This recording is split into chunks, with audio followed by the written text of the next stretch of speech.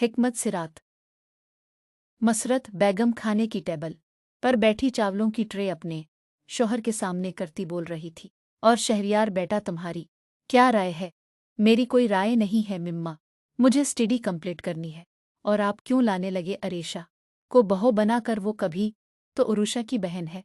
मिम्मा please मुझसे आइंदा शादी के बारे में बात मत कीजिएगा।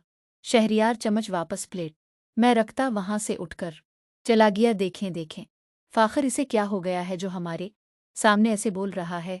वो जाते हुए शहरयार की तरफ इशारा करके बोले, तुम फिक्र ना करो मसरत में देखता हूँ इसे, तुम खाना खाओ।